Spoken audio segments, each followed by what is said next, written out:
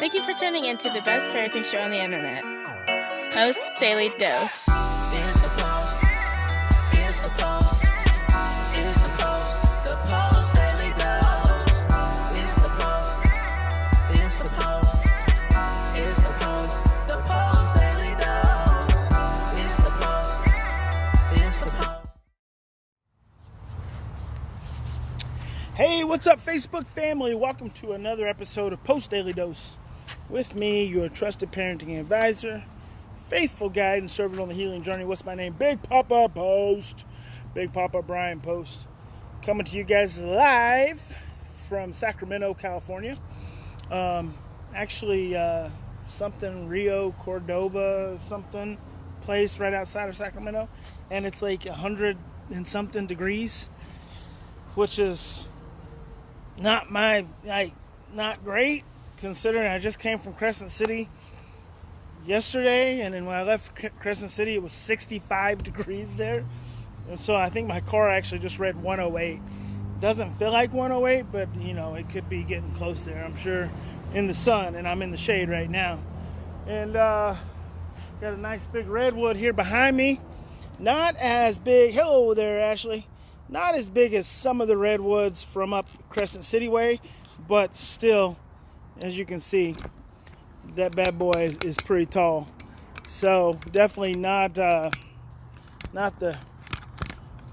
evergreens I grew up around when I was a kiddo. But anyway, no, actually redwoods around here. So coming from Eureka to Ukiah, I think that's the 101.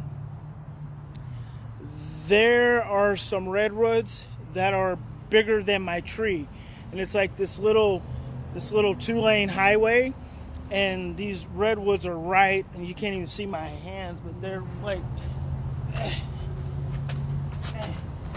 like super big, and they actually make this thing look like a dwarf. But anyway, so what are we talking about tonight? I hope you guys are doing fantastic. We are going to talk about, hello there, Mimi. We're going to talk about knowing your child's blueprints. Actually, that's what I wrote first, and then I changed it to from knowing to understanding your child's blueprints. Just over the last couple of days. Oh, let me show you guys a palm tree. Some of you probably never even seen a palm tree. But look at there. There's two beautiful palm trees. Again, I'm coming to you from Sacramento, California. Hello there, Colleen. So fantastic to see you today as well. Looking forward to spending more time with you guys. So just over the last couple of days, I've spent some time with some families. And so there's this dynamic, and it applies to every family, where you're struggling with your child. Like there's all this craziness that seems to be happening. Like your child's doing, there's just these ridiculous things.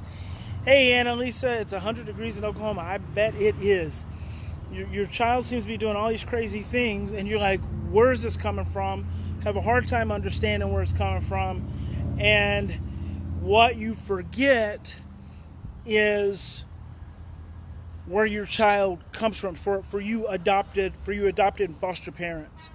And sometimes even for you grandparents, like my mom adopted my nephew, her grandson, but she raised him from the age of 2. And so you forget where your children come from. And the problem with that, and see, actually it's much bigger than I'm probably even going to be able to get into on this episode tonight. The problem is that when you forget where your child comes from, number one, not only does your ability to empathize drop off, but number two, and more importantly, you forget just how much their early experiences have hardwired their brains and created blueprints for their social and emotional relationships.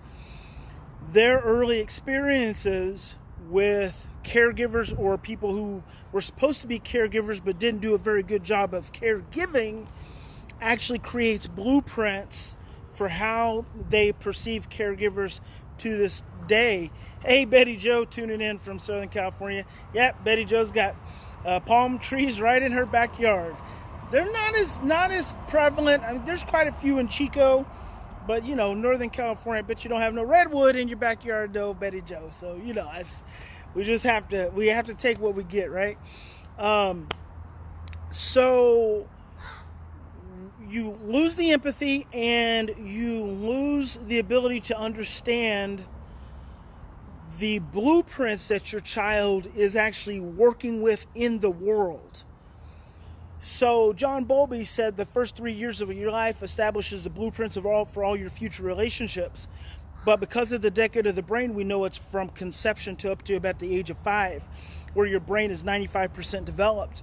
And those are blueprints that then inform you moving forward for the rest of your life. Now, you have to also remember that your brain's executive control center for all social and emotional functioning, your prefrontal cortex, your orbital frontal cortex specifically, doesn't complete its development until you're 25 years old. Now, some of you are in the throes of chaos with teenagers, which is a chaotic time anyway. You know, even with just normal biological teenagers who haven't experienced significant trauma. I don't believe that there's a teenager that hasn't experienced some kind of trauma in their life, or at least some kind of stressful event that has the capacity to become trauma. But when you don't understand, so see, I think there's a difference between understanding and knowing. I don't think I know. I know there's a difference between understanding and knowing. You can understand your child's early origins, but that understanding has to translate into a knowing. It has to translate into a knowing to the point that it changes your own lens for when you see your child.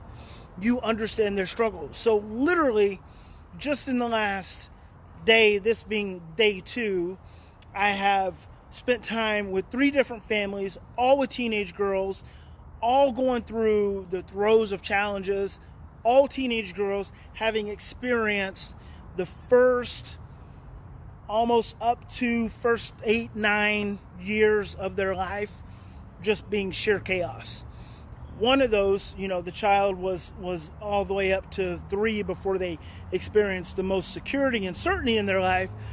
But for the other 2, it's like 9 years old before the children were adopted into that consistent, safe security. Well, what does that mean? So in some instances, what this means is that your child spent longer in chaos than they've spent in the certainty, the security, the predictability of your home. Now think about that, because we don't think about it enough.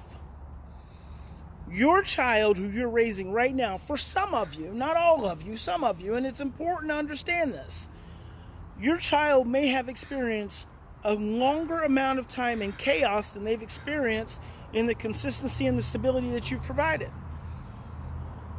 That puts them at a significant disadvantage. So what do you do with that? Number one thing you do with that is you take a step back. You take a step back and stop blaming yourself for having failed or having messed up or having not done something right. Yeah.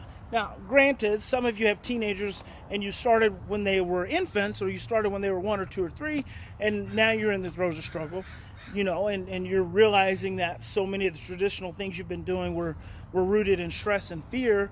That's okay. We always have an opportunity to apologize. Just like I said to a mom today, just apologize to your biological children. Just apologize. If you have an awareness and understanding now that says that you messed up or makes you feel like you messed up or something you feel bad about, just apologize. That's the power of healing, and that's what love always allows us, that opportunity. For some of you who are in the throes of it and had these children who loved in these years of chaos, and now they're in your home and they're in the throes of chaos, take a step back. Take a step back. Breathe. Calm yourself down. Give yourself a break. Have some grace for yourself. Have some grace for yourself. You're going up. You are going up against it. You are in the throes of this child re-experiencing everything everything that was painful in their life. You are trying to literally rework blueprints in their brains. And here's what you got to understand about kids. You're not changing their thinking. You are literally you're not just changing their behavior. You are literally having to change their brains. repetition, you are literally causing their brains from getting triggered in their amygdala and following one neural pathway that they followed for years and years and years and years, days and days, minutes and minutes, hours and hours, this pathway that is set in their brain. You are literally trying to teach their brains how to pursue a new pathway. You don't do that just by yelling at them or talking to them till you're blue in the face or threatening or shaming or consequencing. In fact, all those things just completely create they create a barrier to your ability to have any impact. We can go so deep into this. We can get so deep into this. Take a step back, breathe, calm down. Remember, you're working with regressed age. You might have a 15-year-old, a 16-year-old, but you've got a child who is struggling from early childhood trauma, and that's their blueprints. That's what's turned on. Can't get sound on this for some reason. Maybe it's just your Wi-Fi, Tanya. I'm not sure. I think it seems to be working. Maybe you'll come back to it when your Wi-Fi signal is stronger. So they are struggling. They're struggling with what their brain has learned to do. You have to teach their brain to do something different, and that difference is love. And so you have to not just understand your children's history, but you have to come to know it. And when you come to know, this is what I said to one of my moms and dads today. When you come to know the experience of your child, then instead of them acting out and you feeling victimized by it and feeling stressed out by it, which leaves you feeling exhausted because your brain is literally trying, your brain is on hyper alert for when something bad is going to happen again. That's why parents get exhausted. Parents get exhausted because they feel victimized by their children. Say that again. Parents get exhausted because they feel victimized by their children. You feel like your child is perpetrating against you. You feel like it's intentional. And so then what is happening is your amygdala is getting conditioned to stay on hyper alert for your child. And so your amygdala won't allow you to relax. So pretty soon your amygdala keeps pumping out cortisol and you get completely exhausted and burn out. When you stop seeing your child as a threat and start seeing your child who's operating from their blueprints, operating from their challenges, remembering that you have to teach them, and remembering it's okay for them to get upset. I kind of enjoy kids getting upset, because when they get upset and I can do something different, then I'm giving their brain a new experience. See, it's when kids get upset and we punish them for it. We try to make them bad for it. We try to shame them. We try to, do whatever we have to do to in our minds to try to change it. That's when we miss the opportunity for healing. But if you can actually make an environment for your child to get upset, and then when you don't get upset, you actually give them a new experience in their brain, which they'll return to the next time. So think about their blueprints, guys. I'm telling you, if you're stressed in your home right now, if your children are stressed, not only, that's right, Cecilia, Annalisa says she felt held hostage the other day. Absolutely. If you're feeling stress, your child's acting out, which means your child's stressed, which means your child is regressed. And if you're feeling stressed, then that means you're regressed too. And your blueprints are getting activated. So a part of why you're getting frustrated is because your blueprints, which come from your own parents and your grandparents, are telling you that your child should not be doing that. That's exhausting. Just that in and of itself is exhausting.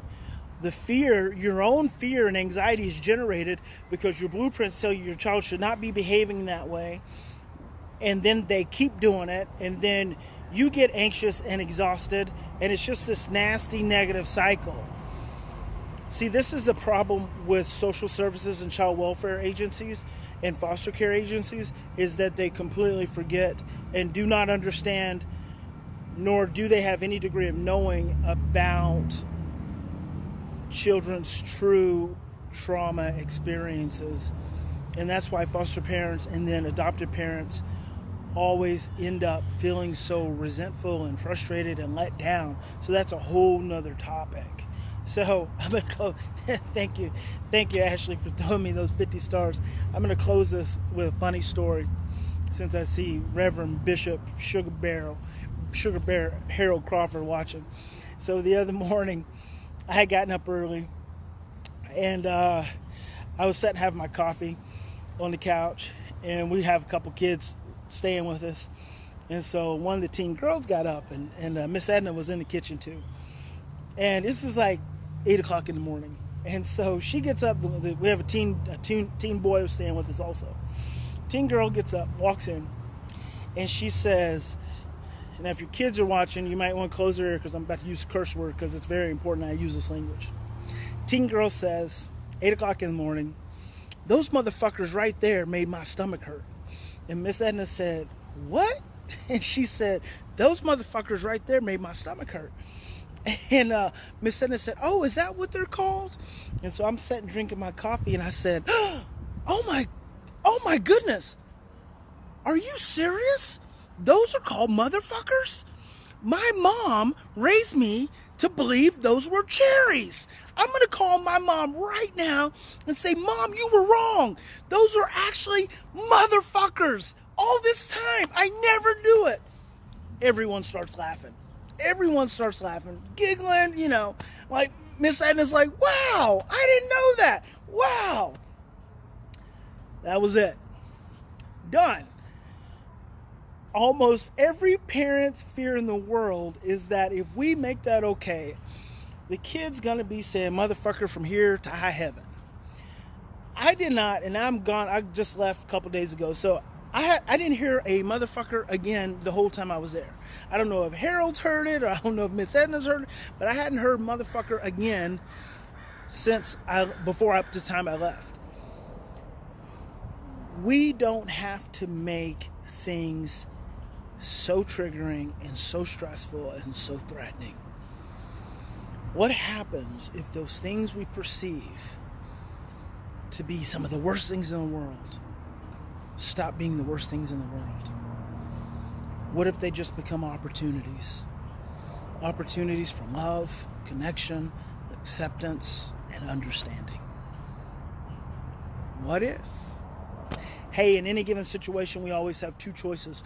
You can continue to react from your same old blueprints of stress, fear, and overwhelm, because I guarantee you, had I been 16 years old and I'd used the words motherfucker in my kitchen, when I was growing up with my daddy and my mama, oh my God, at 16 I'd have lost my head. Wouldn't have even imagined it. I would barely say fart in front of my parents. So we can continue to react from those same old blueprints of stress, fear, and overwhelm, or we can stop, we can slow down, we can take 3 to 10 deep breaths, we can take a sip of our coffee, we can sit there for a moment, and we can choose love, and we can say, you know what, I didn't know those were motherfuckers, I thought they were cherries. God bless each and every one of you. Big Papa loves you, and I'll see you tomorrow.